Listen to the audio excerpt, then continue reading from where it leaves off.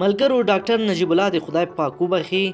ډاکټر نجیب الله یو وخت ویلي وو که چیرې یو امریکایي باندې حمله وشي او یا له منځه لاړ شي نو په ټوله دنیا به اور شي او که د افغان وینه توی شي هیڅ خبره به نه وي، بس وبه یې غندي او خلاص.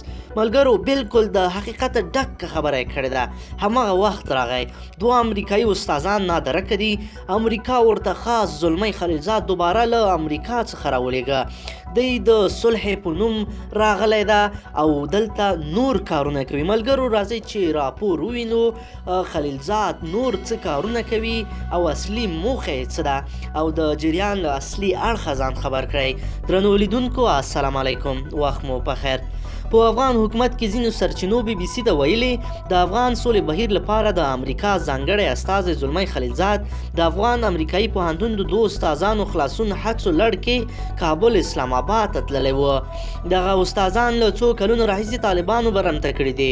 د ځینو رسنیو په ریپورټونو کې ویل شوي طالبان د دې استادانو خوشي کولو بدل کې د انس حقاني د خوشي کېدو غوښتنه کوي چې له افغان حکومت سره زنداني دی.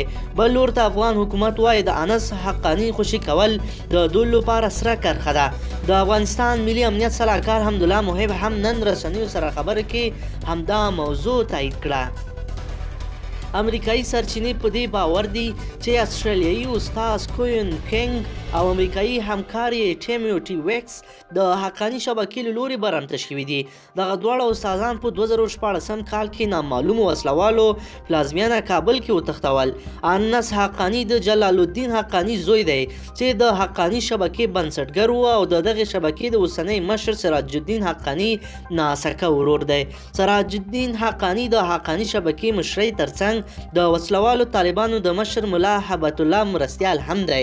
انس حقانی د افغانستان ملي امنیت ادارې د 1993 کال میزان یا تل میاشت کې هغه مهال ونیو چې د حقانی شبکې د مشر مرستیال هم درلوده او تر اوسه د همدې ادارې په زندان کې بندي دی.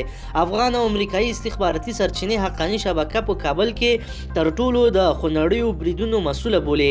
بل لور ته تېره ورځ د افغان ولسمشر ویان صدیق صدیقي وویل د انس حقانی خوشي کول د افغان حکومت او خلکو لپاره سره کرخه ده. د افغانستان اطلاعاتو او رسنیو مرکز په رسمي ټویټر پاڼه کې د نوموړي له قوله ویل شوي موږ د زندانیانو خوشي کولو لپاره خپل سیاست لرو او دا د افغانانو اختیار دی چې له زندانیانو سره څه ډول چلند باید وشي. درنو لیدونکو مننه چې موږ سره وئ.